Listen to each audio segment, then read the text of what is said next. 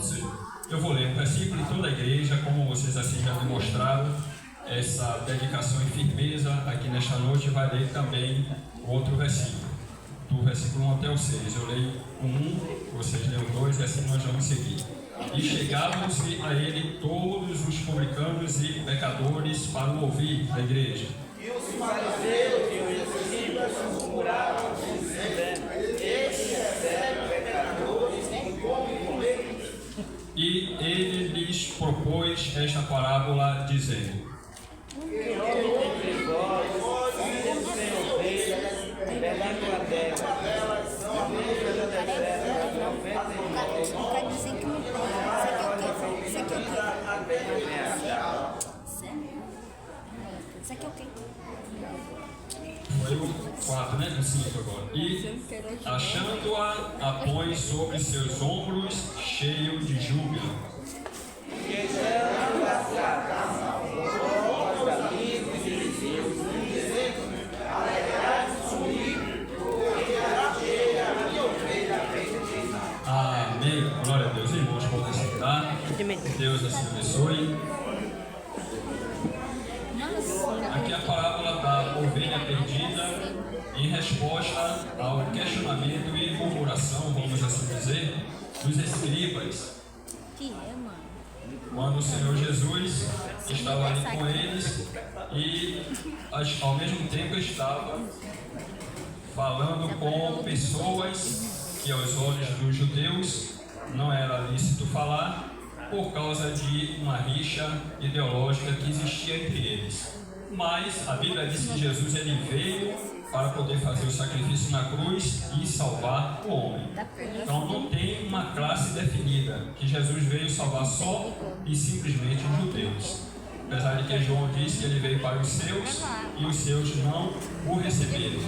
Mas Jesus ele veio para salvar todos aqueles que nele creem. Naquele momento Jesus estava falando com pecadores, com publicanos, e os judeus questionaram. Então Jesus usa a parábola para poder dizer para eles que é necessário também ir buscar as pessoas que precisam e necessitam. Quando ele fala sobre as ovelhas, 99, aqui a gente pode dizer que estava representando os judeus, que já estavam debaixo da promessa de Deus. E a ovelha perdida eram os gentios, que estavam precisando de salvação. Então é necessário que a palavra seja direcionada para aqueles que de fato também precisam dessa salvação. E o que isso tem a ver com a família? Então aqui agora nós vamos entender, analisando o processo da palavra, que a família ela está justamente encaixada nesse contexto, porque aqui fala de alguém que foi buscar a ovelha que se perdeu, a ovelha que se desgarrou. Então essa ovelha que se perdeu, se desgarrou, olha o que a palavra diz, ela estava perdida. Então se ela estava perdida é porque antes ela estava dentro de um contexto social, ela estava dentro de um contexto de convivência com pessoas ou com as outras ovelhas, e ela saiu, por algum acaso ela saiu, se dispersou e se desgarrou, e aí é necessário ir buscar essa ovelha que estava perdida. Então a intenção aqui é, as famílias elas precisam estar nesta convivência. Então se alguém se dispersou, se alguém saiu dessa convivência, é necessário que haja essa intenção, esse interesse de ir buscar essa pessoa para poder trazer ela para novamente estar nessa convivência, porque é neste lugar de convivência que ela vai ter uma grande oportunidade.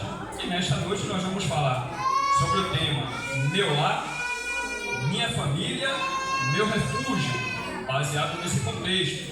A referência do pastor, que foi em busca da ovelha, remete à família com laços que os mantém em constante união, respaldado na convivência saudável, sustentado no acolhimento. Então, nesse contexto aqui, nós vamos observar que a família está muito bem representada. E aqui nós vamos agora analisar os pontos, o que justamente representa esse contexto para a família. Então nós vamos falar de meu lar, minha família, meu refúgio. O lar O lar é um ambiente que tem a base de sustentação e construção para uma vida de verdade. É no lar. O lar aqui não é aquela representação física daquele local que você habita ali com a sua família, assim como essa igreja está sendo representada fisicamente por esse retângulo que aqui tem essas paredes, tem um forro, tem aqui um comprimento e tem uma largura. Não é isso, mas está representando um ambiente de convivência social. Então, o meu lar é um ambiente de convivência social. Tem famílias que têm 2 membros, tem famílias que têm 3 membros, outras têm 10 membros e assim sucessivamente. Então, é nesse local que é o seu lar. A ovelha que se perdeu, ela tinha um lar, ela tinha uma convivência.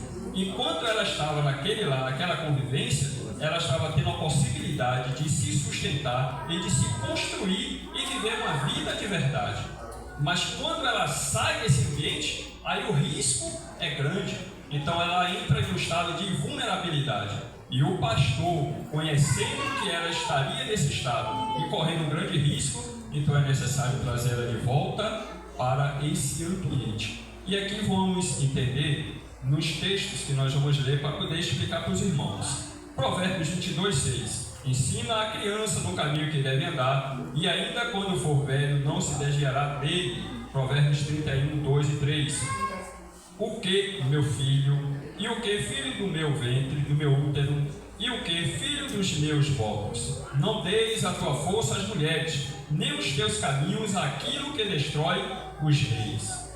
Então aqui foi um conselho de uma mãe que orientou o seu filho, que estava numa postura de rei, mas que estava se desgarrando do lar, estava se desgarrando da convivência social familiar. Então aqui é algo muito sério, irmãos, porque não basta estar simplesmente no espaço. Aqui na igreja foi muito bonito esse momento que os irmãos tiveram aqui de confraternização, mas esse ambiente, ele de fato ele é propício para isso. Nós temos que desenvolver essa convivência, nós temos que falar constantemente com todos os irmãos. Aqui ainda é um local não tão grande, um número de pessoas de 500, 1000 pessoas, que em muitos desses momentos, nesses locais, não proporcionam a oportunidade de todos falar com todos, mas aqui nós temos essa oportunidade. Então, você que congrega aqui, você tem essa convivência com seu irmão, a ponto de você falar com todos eles. Você já falou com todos os irmãos aqui da congregação, ou tem alguém que você nunca falou? Ele congrega aqui, você às vezes quando passa, dá aquele paz do Senhor, mas nunca deu um aperto de mão aqui na igreja, nunca deu um abraço, nessa convivência desses anos que já tem, entende? Então, esse ambiente de lá, nós precisamos desenvolver esta convivência, porque isso fala-se de família, e quando nós mantemos esta convivência, nós fortalecemos este laço entre nós, ou seja, o afeto, ele nos proporciona esta liberdade, essa paz. Imagine que possa ser que tenha alguém que teve uma dificuldade durante essa semana ou durante esse dia e está vivendo esse momento de angústia por causa dessa dificuldade. Chegando aqui nesse ambiente, que provavelmente lá em outro ambiente ele não teve essa oportunidade, chega aqui ele tem a oportunidade de receber um abraço de um irmão. E sabia que a ciência determina, já descobriu, diz que um abraço ele causa um impacto muito forte na vida da pessoa. Tem pessoas que já se converteram por causa de um abraço, porque não tinha essa convivência com a família, com amigos, e viviam uma vida muito oprimida, muito triste, muito para baixo, e alguém lhe deu um abraço. E eles sentiram aquele abraço algo muito bom, e aquilo despertou a mentalidade dele. Então olha que a coisa está tudo envolvendo a nossa mentalidade. Entenda como é que o processo ele funciona. Uma pessoa que depois que recebe um abraço, ela se abre para um despertar, para uma vida social, isso quer dizer que ela vivia até então em um estado de mentalidade oprimida, reservada em um conceito que ele desenvolveu e achava que a vida era daquele jeito, daquela forma, e vivia então com esse estilo de vida, se distanciava das coisas, não se abria, não se permitia para as coisas. E tem uma lógica que diz que quem não se envolve, não desenvolve. É preciso nós nos envolvermos. Para nós desenvolvermos até a nossa espiritualidade, é necessário nós nos abrirmos com os irmãos da igreja. Sabiam disso? Porque se eu me reservo a falar com o irmão, isso quer dizer que tem alguma coisa que me está me bloqueando, que gera uma indiferença. E essa indiferença, ela vai gerando outra indiferença. Porque a Bíblia diz que um abismo, ele puxa outro abismo. Então, se eu não trato essa questão aqui, é aquela coisa da ferida. Está aqui para os irmãos verem, eu estou com uma sandália e um sapato. Tive um acidente de moto na semana de Natal, aí fraturei o osso e estou aqui no processo de cicatrização, cuidado, repouso. Então não botei o sapato, porque o pé até então estava bem inchado, agora está diminuindo mais, mas o sapato ficou um pouco apertado. Por que eu não fiz isso? Para poder não maltratar o pé. Pronto, eu entendi que a orientação do médico tem que ter esse cuidado. Então, logicamente, a gente aprende algumas coisas que nós nos damos a isso e fazemos isso. Tudo com uma intenção. Porque eu estou fazendo isso porque eu não quero levar mais tempo e não quero também que o pé tenha uma piora. Então o que é que eu faço? Eu já vou me reservando, vou me cuidando. Então eu tenho a intenção de estar bem. Pronto, isso foi baseado em uma orientação que foi dada. Espiritualmente, nós, enquanto família, nós precisamos manter essa estrutura desse lar. Porque é essa estrutura que justamente vai me dar essa capacidade de eu me sustentar e de me construir. Sabia que a minha espiritualidade, ela, para ser desenvolvida e ser aceita por Deus, eu preciso estar bem com você? Eu preciso me agradar de você e ser agradado aos olhos, aos seus olhos também. Tem uma lógica de um psicólogo que ele falou assim, Moreno, conceito de técnica. Ele disse, eu arrancarei os meus olhos e colocarei nos seus, e arrancarei os seus e colocarei nos meus, para que eu te veja com seus próprios olhos e você me veja com o meu. O que quer dizer isso? Para que ninguém coloque defeito no outro, para que ninguém julgue o outro. Porque a Bíblia diz assim, ama o teu próximo como a ti mesmo. Então se você não se ama, você não vai amar o seu próximo. Mas se você se ama, você vai amar o seu próximo, porque você não quer que ninguém afliga você nenhum desamor. Então nós queremos que as pessoas façam as coisas boas conosco, que nos agrade, que nos abençoe, nós queremos viver uma vida boa. Também nós precisamos proporcionar para as pessoas uma vida boa, uma condição de vida, e juntos nós vamos construir esse lar espiritual. E essas indiferenças, elas não podem permear nesse ambiente. Nós precisamos estar atentos a isso. Lembra que na semana, foi mês passado, no culto da família aqui, no domingo que eu tive a oportunidade, que o tema foi Minha Família no Altar de Deus. Então, ali houve o ganho da condição. Agora nós precisamos fazer o quê? Manter esta condição. Não basta simplesmente estar convertido em Cristo Jesus e frequentando uma igreja. Nós precisamos dar continuidade à manutenção desta frequência, porque há um princípio sobre isso. Não basta simplesmente eu estar em um lar, convivendo em uma casa, em família, e não contribuir para isso, para a construção dessa família, para a solidez dessa família, para que seja uma família de verdade. Tem muitos exemplos na Bíblia, são muitos fatos que a gente precisa avaliar. Família de Noé, um exemplo. Noé levou 100 anos, baseado na história, com 500 anos ele começou a construir a arca. Com 600 anos a arca já estava pronta e aí veio a chuva e o dilúvio. Então isso quer dizer que ele levou 100 anos construindo aquela arca. Noé tinha 3 filhos. Quando a arca foi construída, que Deus mandou entrar, que a chuva ia cair, entrou Noé, sua esposa, seus 3 filhos e as esposas deles. Pronto. 100 anos de um lar bem estruturado. Um lar de verdade. Porque durante aqueles 100 anos, aqueles jovens tiveram a oportunidade, a sociedade naquela época era muito pequena, a condição social também era diferente da nossa, mas isso não quer dizer que eles não tinham o mesmo sentimento de ser tentados que nem nós somos no dia de hoje. A tentação batia a porta, como bateu lá na porta de Eva, depois de Adão, e aí eles cederam à tentação, caíram e pecaram. Também estava sujeito os filhos de Noé, e Noé também. Mas durante 100 anos, aqueles filhos estiveram junto com seu pai construindo aquela arca, não olhando nem para a direita, nem para a esquerda, mas ali com aquele objetivo. Nós precisamos construir essa arca, porque foi uma ordenança de Deus. Nós temos que ser obedientes a Deus e vamos ser firmes com Deus. E quando estava tudo pronto, eles receberam o quê? A bênção. Quem que trabalha aqui para poder não receber o salário? Não, eu vou trabalhar porque eu sou bonzinho, eu vou ajudar aquela pessoa ali a me enriquecer e eu viver uma vida de escravo e ele enriquecer. Quem que faz isso? Vai todo mês para um setor de trabalho e dispensa lá o salário. Ninguém faz isso porque é interessante.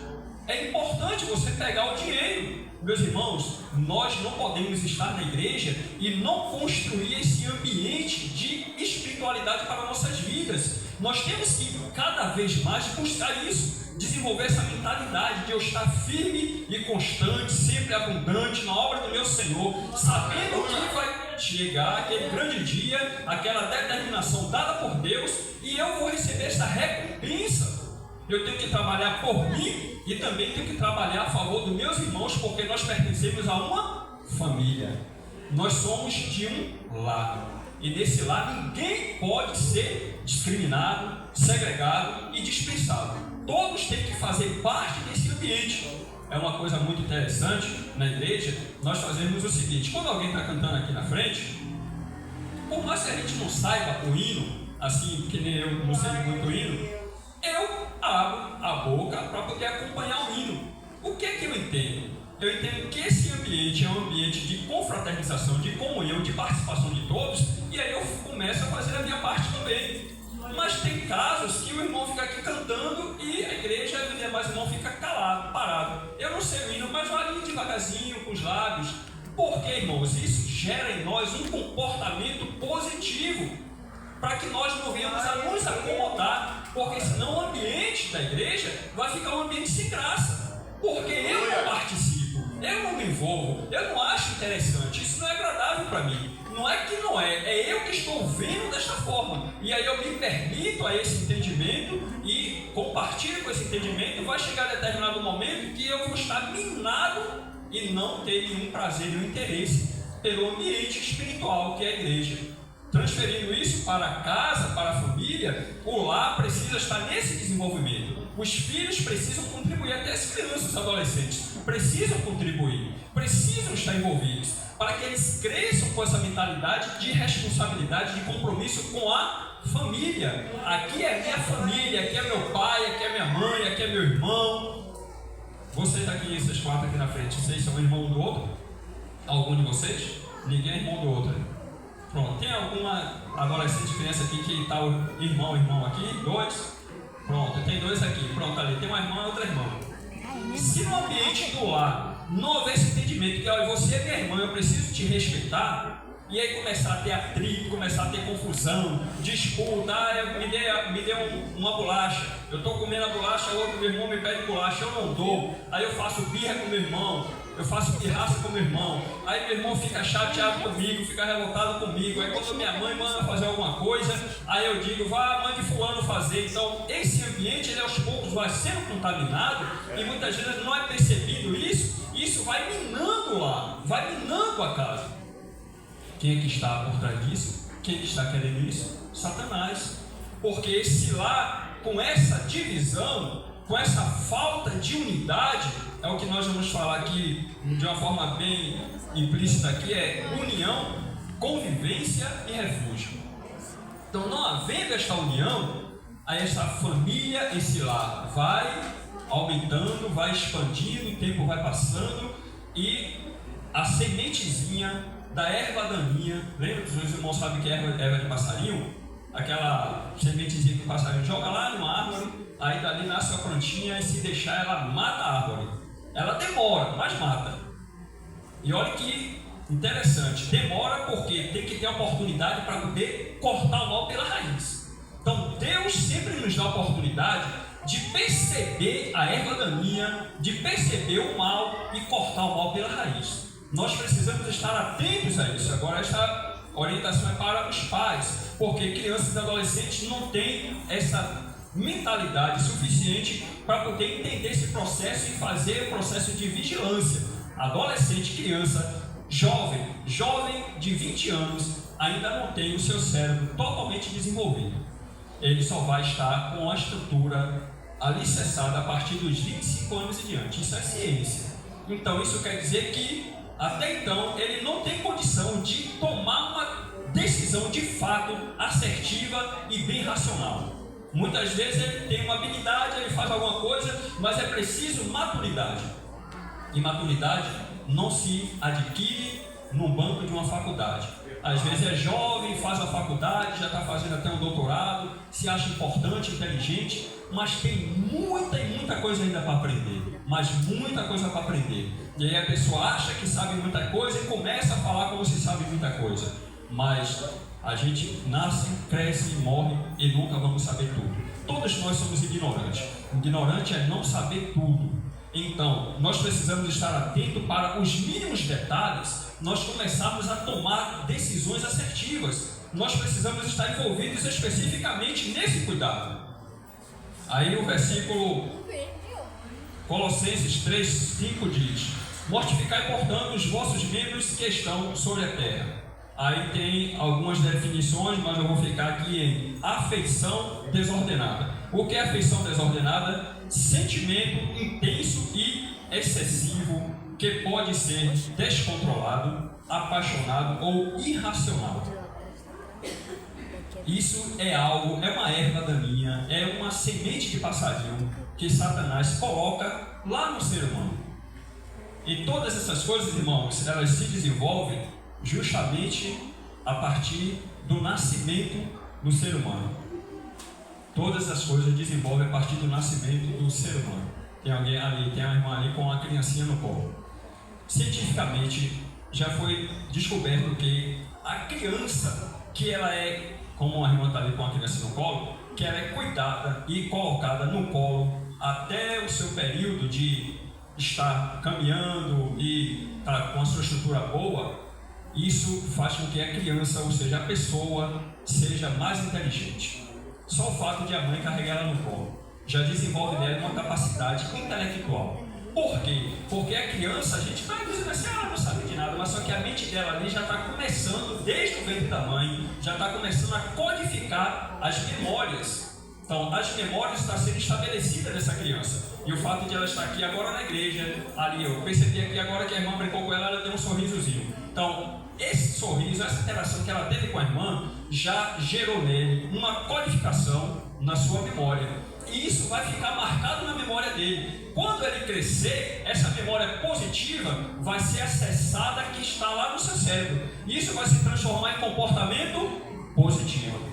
Mas se porventura ela foi maltratada, alguém fez uma brincadeira, uma perversidade com ela, e aí ela mostra uma afeição totalmente estranha, isso também fica armazenado no cérebro dela, na memória dela, de forma negativa. E quando ela estiver adulta, ou na fase da adolescência, na fase da juventude, aí ela vai começar a expressar isso em comportamentos negativos.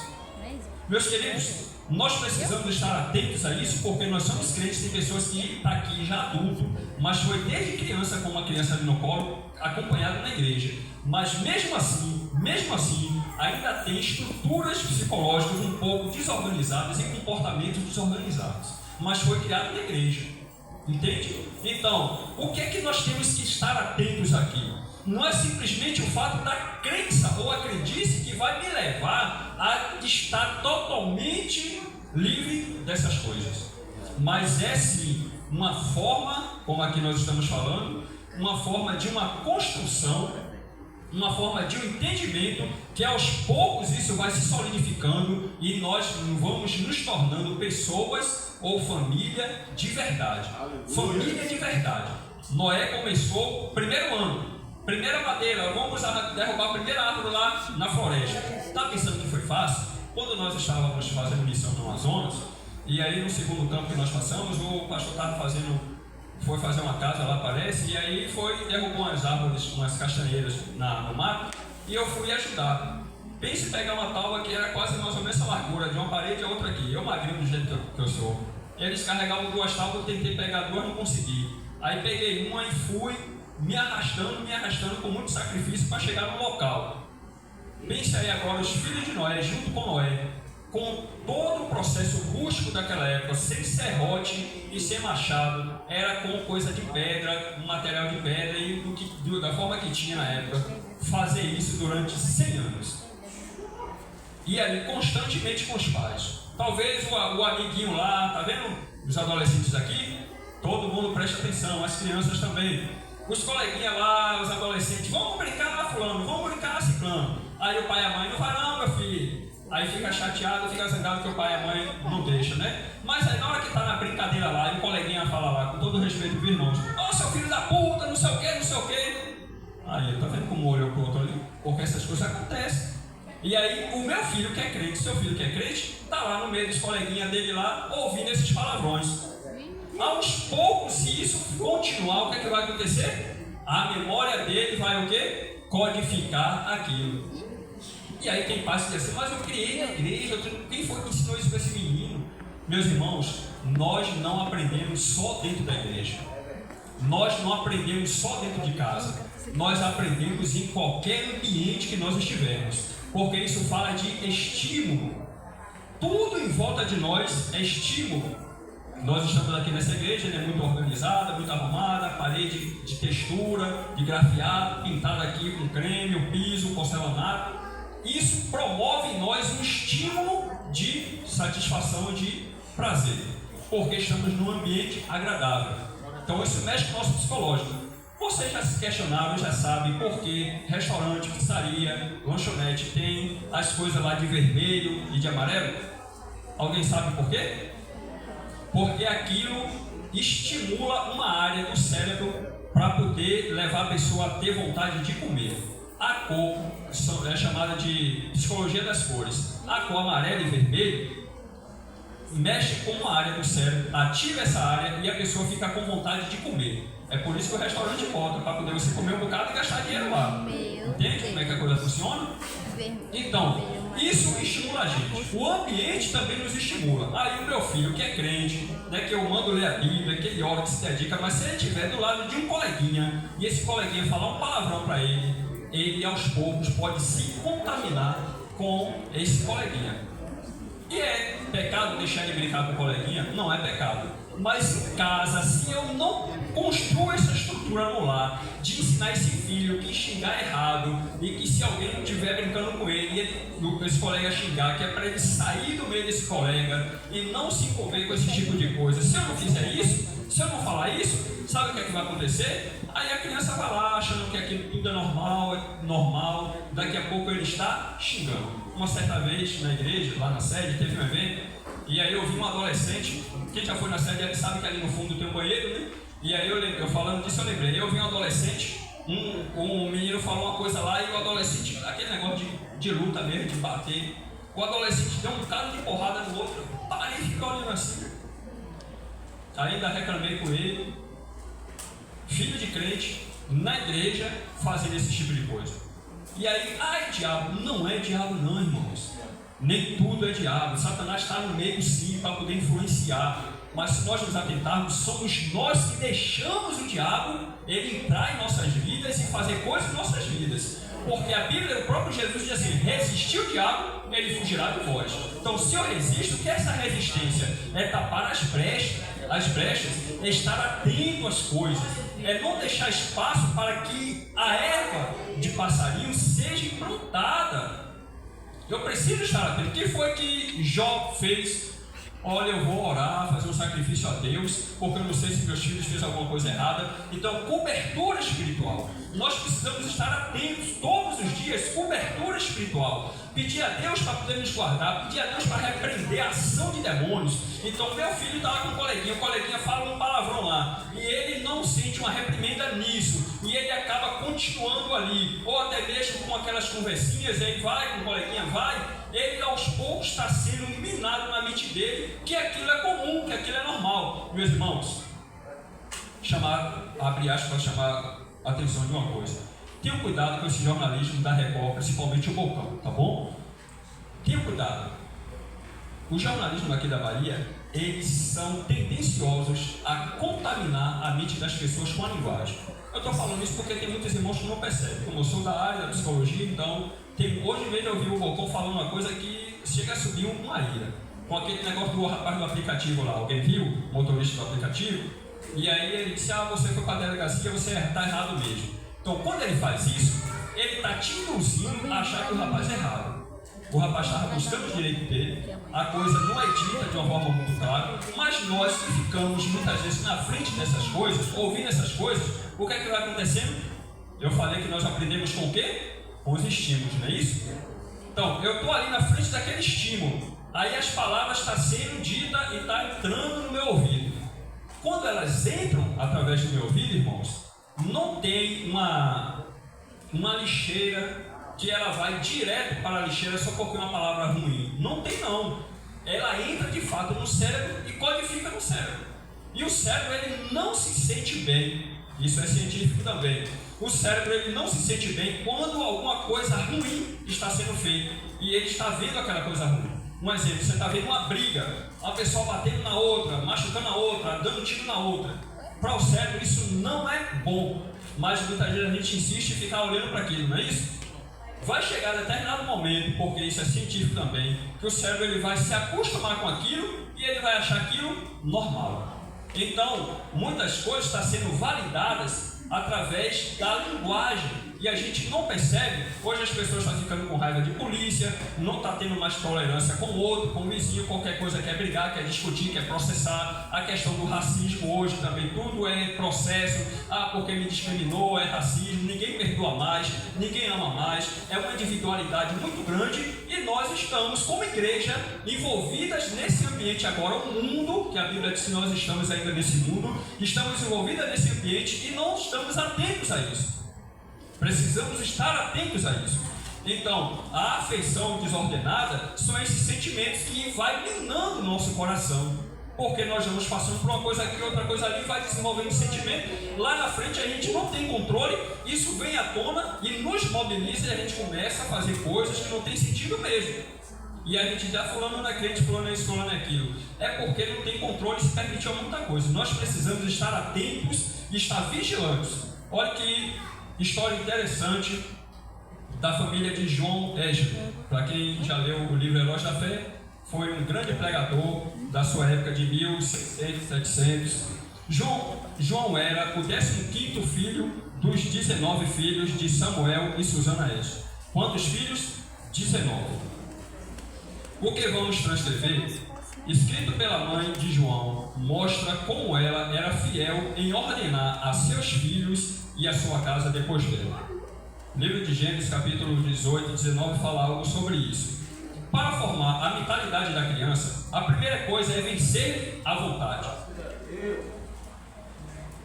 Nós precisamos, os pais, os adultos, nós precisamos vigiar pelos adolescentes e pelas crianças.